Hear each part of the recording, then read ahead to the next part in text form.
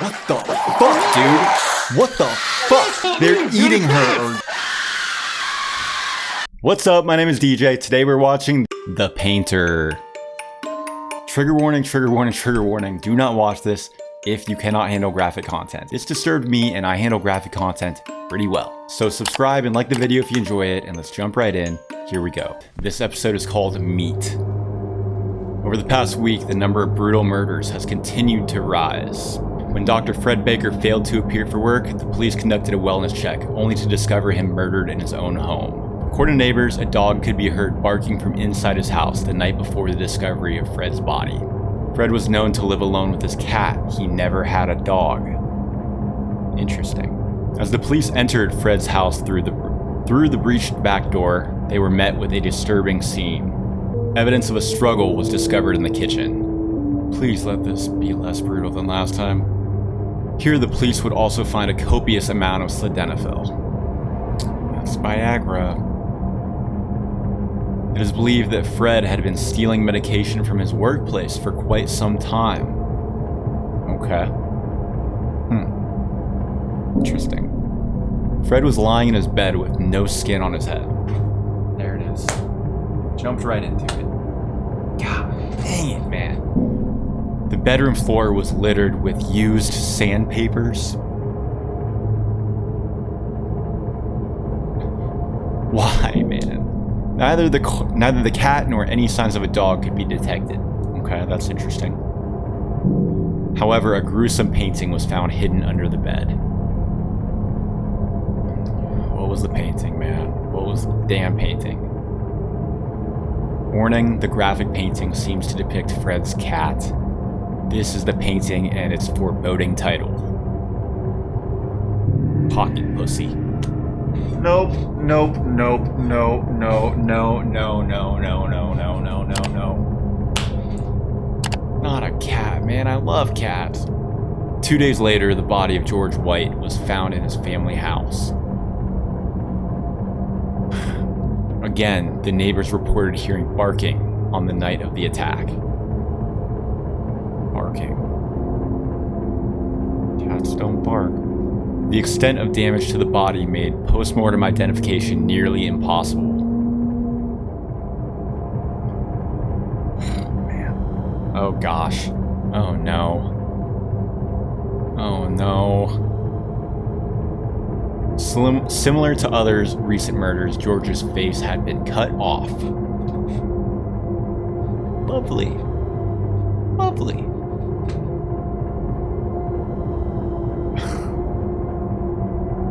He had approximately 487 stab wounds across his whole body. 487, dude?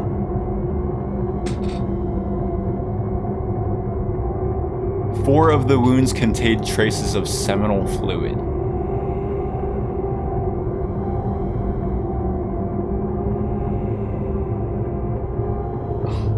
During autopsy, several photographs were found inside the body of George White. He put the pictures inside of his body? One of the photos was found tucked inside the heart. The second was discovered within the intestines.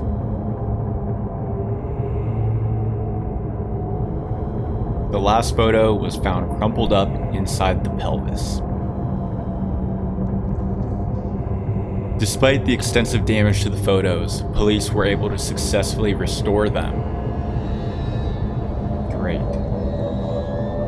Here are the photos. Can I just skip this one? I'm just gonna skip this one. Ugh. She looks methed out. What the hell is this dude's face? Oh gosh. This is gross. You can only imagine what's happening. If you know any of these people, please contact 985-455-9560. Last night, police dispatcher Sarah Stone and her husband Michael were abducted from their residence. Excuse my lisp. The building's basement hatch had been destroyed from the inside, though the entry had been through the front door. Fortunately, Sarah had a security camera installed at her front porch. Yes, take this guy down. I'm so invested. I want him taken, sorry, two of them. I want the two of them taken down. Camera footage captures the murderers entering the house of Sarah and Michael Stone, ultimately providing the most damning evidence yet. What you're about to witness is a glimpse of the most violent killers in American history. Let's take these guys down, please, man. This is what was on the security camera. Here we go.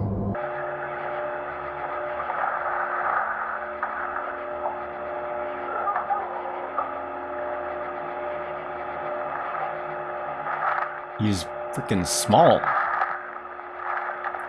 What the hell? That's what he looks. Creepy ass little slim motherfucker.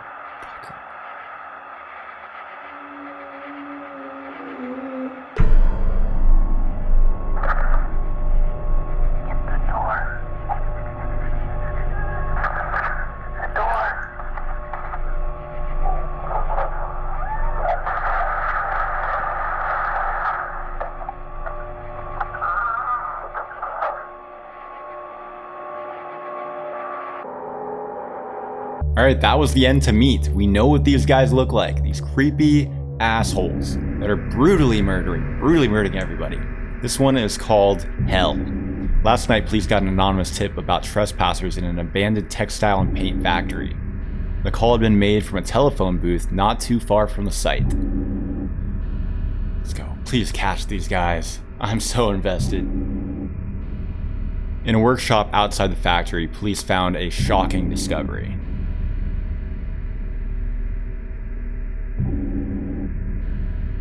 Body parts from 5 different victims were found inside. Ew. Ew. Now we've got video. Now we've got freaking video. Some remains had been sewn together into something resembling clothing. They're wearing the victims. They're wearing them. This is so bad. A set of stairs led down into what could be dubbed the cage room. I'm so creeped out. It was evident that the room had been lived in for a long time. Gosh. The missing remains of known victims, as well as an unidentifiable body, were found here.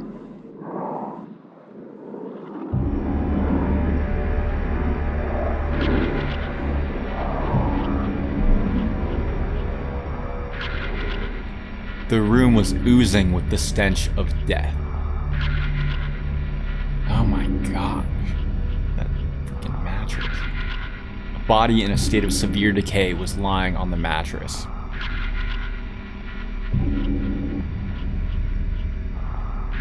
Here we go. This is about to go next level. On a table in the room was a camera along with 3 photos.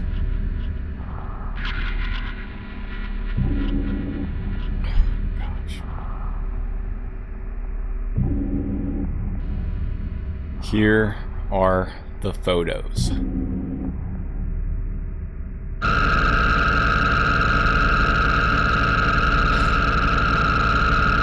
Oh, what the hell?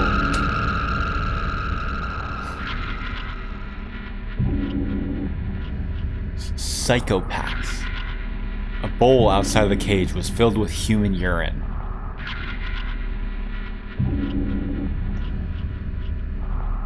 So gross. Inside the cage, the missing remains of Corey and Margaret Beck were found sewn together. Those were the 2 kids from episode 1. From part 1. Gosh, dang it, man. Beside the mattress stood a bucket containing several male genitalia. Why?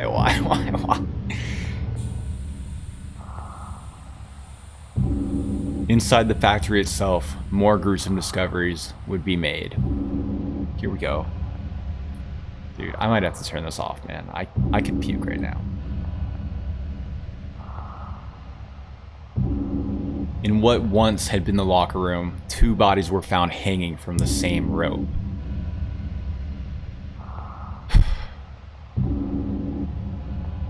One of them could be identified as Jim Lee. The other body was unidentifiable. There's Jim. I remember Jim. Deeper inside the factory, police found what would be dubbed the paint room. Oh gosh, what's going on in the paint room? Here, several paintings were found.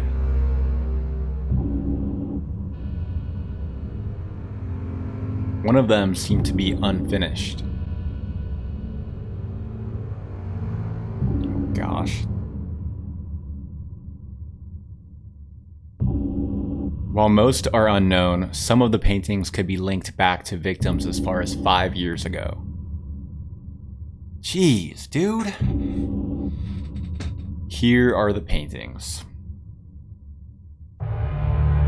Emma's Last Smile, Bloated Betty, Stone Loop, ew. Mark the Machine, oh, the freaking pipe through his ears. Milk Teeth Heath, The Collins, Untitled. It's weird. In the ceiling of the next room, the missing Jones family were found. I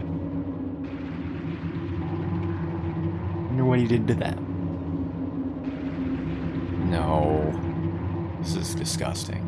Oh no. A chain had been dragged through their bodies. Oh, it's some human pets. It's a human centipede. No, but with the chain! That movie bothered me. I had to stop that movie. They were all in different states of decomposition.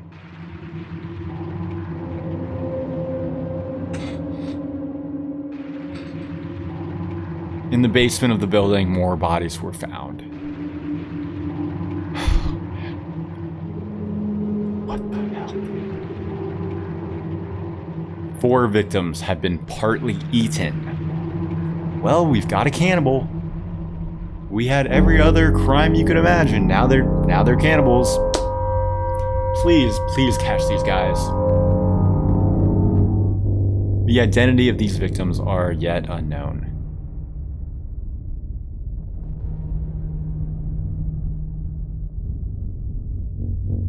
Here, police also found their colleague Sarah Stone and her husband. Their mouths had been sewn to each other's rectal openings.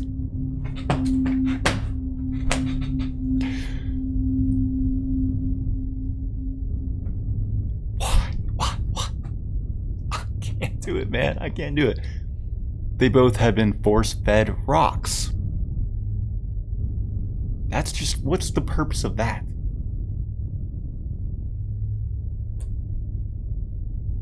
Bro. Going even further down, the police entered the sewer system.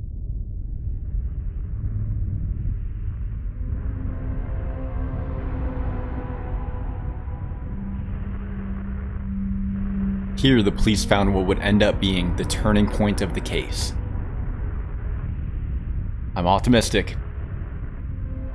Take these fuckers down, please.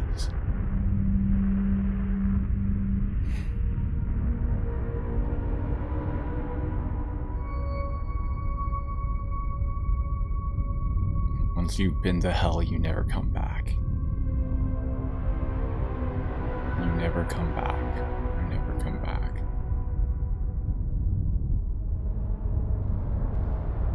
Hell.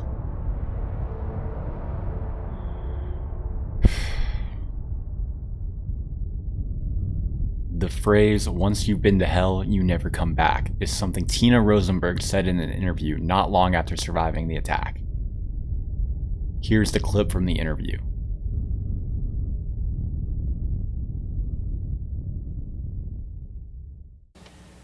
Do you think that you've recovered from this ordeal? I'll never recover. I'll never be the same.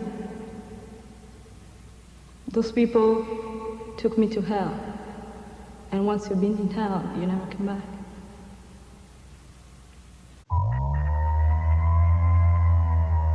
This prompted authorities to conduct a wellness check on Tina Rosenberg, who was living with her mother at the time. Officer Nathan Cole was the first one to respond since he was in the area.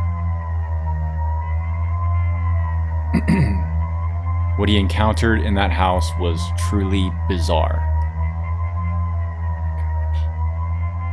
This is the footage from Nathan's body camera. Dude, this is so disturbing, but so good.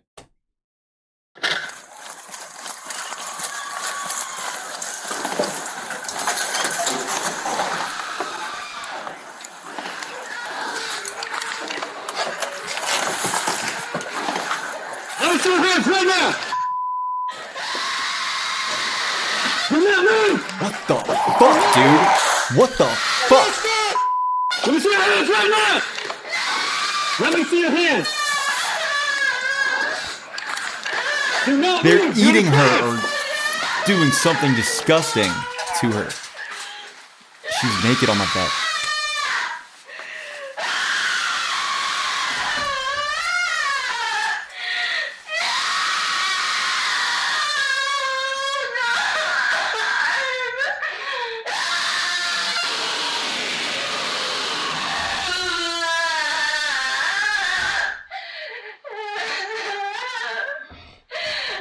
Tina's eyes and ears had been punctured with a pair of knitting needles. She was not aware that she was being rescued and kept screaming for 20 minutes.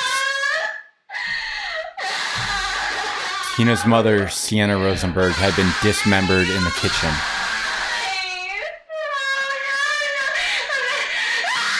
The autopsy revealed that the killer behind the mask was former police officer Bill Collins. Presumed dead, police are still not sure why his DNA was found with his family's remains. Mona Linnaeus was apprehended by Officer Nathan Cole. She's confessed to more than 100 murders and is now awaiting trial.